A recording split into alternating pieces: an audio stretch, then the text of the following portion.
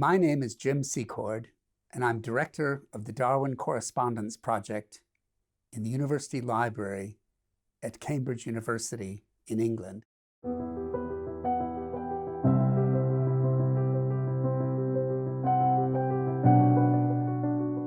Welcome to my exp.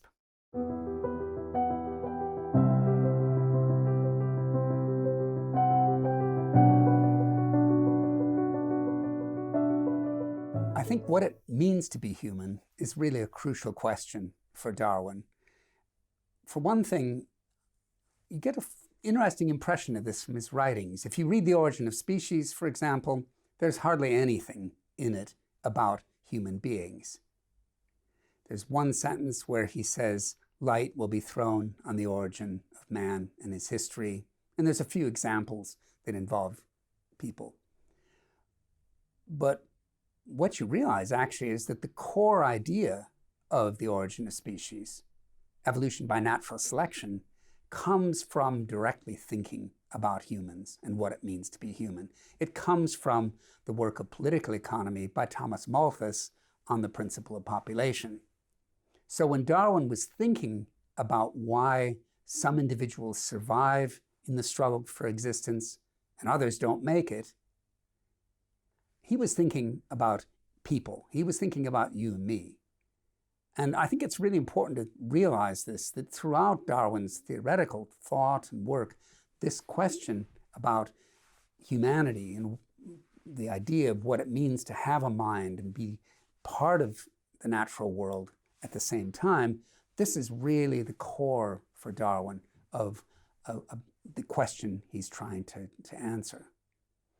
And we can see it in particular in his later writings, when finally he kind of came out in 1871 and publishes The Descent of Man, or Selection in Relationship to Sex, which is actually a big 2-volume work which argues in the first part that humans come from the lower animals, and he shows how a whole range of different characteristics, our morals, our belief in God, religiosity, all sorts of different aspects of things, our love of music, are in various ways present within the lower animals.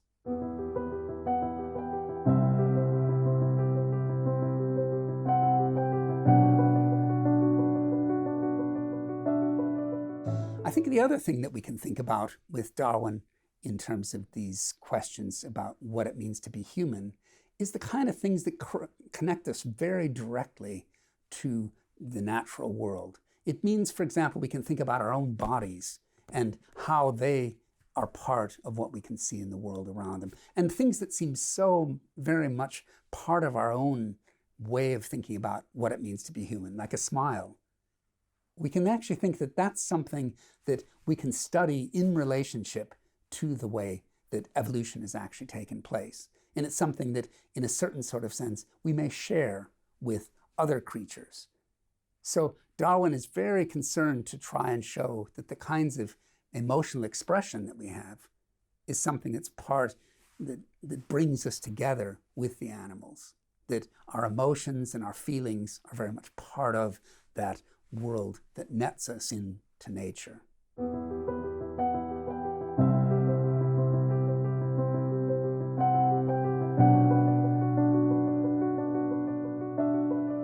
Darwin had in his rooms here in Christ College this portrait of Leonardo da Vinci.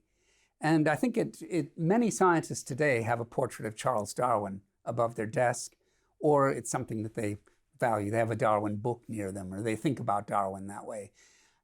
Why is this? Well, I think it's partly because Darwin does represent, and did represent in his own time, many of the virtues of what it meant to be a man of science, as they would have called it then. Because for Darwin, he really combines two different things which are hard to put together. One of them is a very detailed focus on observation and experiment and on detail. He really focuses. And you can see this in many different ways. One way in which I think it's profoundly evident is in the later part of his life. Because after he wrote The Descent of Man in 1871, Darwin goes on to do experiments on various aspects of plant movement. Now, these seem really dry and rather difficult experiments. They're involving plant physiology. He does work on plant poisons. He does work to see whether plants are irritated or move in various ways. It's a project that's generally related to trying to show that plants are more like animals than most people had thought, and hence fit within some sort of evolutionary idea. But the interesting thing about this from the point of view of Darwin being a scientist is that this work and botanical work of the 1870s, just before Darwin's death, is very much him keeping up with the latest standards in observational and experimental science.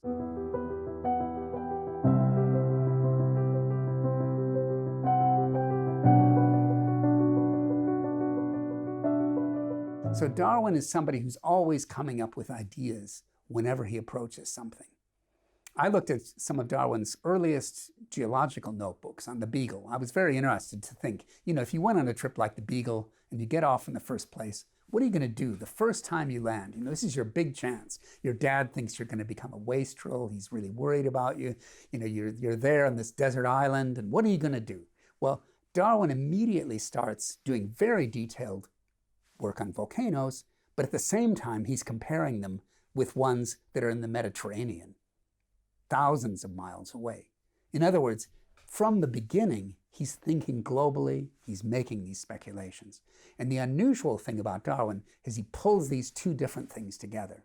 And I think that's a great virtue for him. But it was also a problem, because when you deal with something like species, you're really talking about a problem which, for many people, was outside science at the time that Darwin was working. In the 1830s, it potentially belongs to French radicals, people in the working class who are demanding that there be, that the lower classes have more rights, more political rights. There's a whole groups of people are arguing for these things. Darwin doesn't want to be associated with those sorts of issues. And so when he first tells a good scientific friend of his, Joseph Hooker, that he's coming up with this theory, he half-jokingly says, it's like confessing a murder. In other words, you're going to think that you've been dealing with somebody who doesn't really know what they're talking about, who's a mere speculator. But Darwin never really was a mere speculator. He was somebody who combined broad speculation with detailed scientific work and observation.